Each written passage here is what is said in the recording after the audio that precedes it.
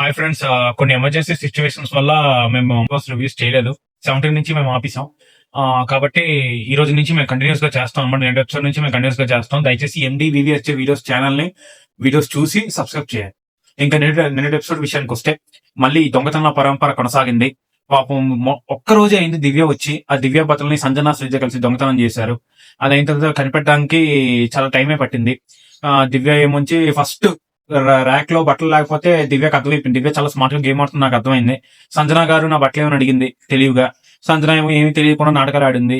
శ్రీజ అసలు నాకు ఈ దొంగతనానికి దీనికి సంబంధం లేదు, అసలు లోకమే నాది కాదన్నట్టు వేరే దగ్గర కూర్చుంది. ఇమాన్యుల్ కూడా కొంచెం లైట్ గా సపోర్ట్ చేశాడు. అప్పుడు ఇమాన్యుల్ తన వంతు తన ముందే చెప్పిస్తున్నాడు, బాబు నేనేం సపోర్ట్ చేయలేదు, జస్ట్ బీన్ బ్యాగ్ లో పెడుతుంటే నేను చూశాను, వాళ్ళు తోస్తున్నారు నీ బట్టలు అని చెప్పాడు. కాబట్టి ఇమాన్యుల్ సైడ్ అయిపోయాడు. ఇంకా మెయిన్ విలన్ సంజన ఉంది.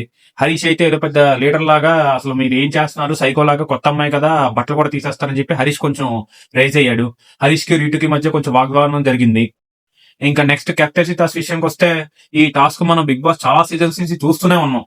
జాకెట్ వేసుకోవడం, వేరే మెంబర్స్ ఏముంచి బాల్స్ కొట్టడం, ఎన్ని ఎక్కువ బాల్స్ జాకెట్ కంటుకుంటే వాళ్ళు ఎలిమినేట్ అవడం.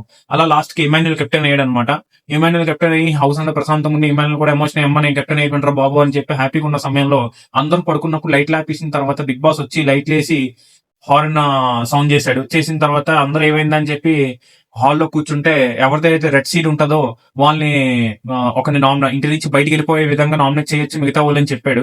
అందరూ కలిసి యునానిమస్ గా సంజన అయితే హౌస్ నుంచి బయటికి పంపించడానికి నామినేట్ చేశారు ఫ్రెండ్స్. ఇంకా సంజన సూట్ కేసు పట్టుకొని అందరూ ఇంటికి వెళ్ళిపోద్దాం అనుకున్నారు. తెర చూస్తే తెలుసు కదా, ఈ బిగ్ బాస్ సీక్రెట్ రూమ్ లో దాచించాడు. సీక్రెట్ రూమ్ లో హెడ్ ఫోన్స్ పెట్టుకుని ఎవడేం మాట్లాడుతున్నాడు, ఎవడేం చేస్తున్నాడని చెప్పి మొత్తం అంతా వింటుంది. ఈరోజు సాటర్డే ఎపిసోడ్ కాబట్టి నాగమామ అందరికీ రౌండ్ వేస్తానని అనుకుంటున్నాం. Please subscribe.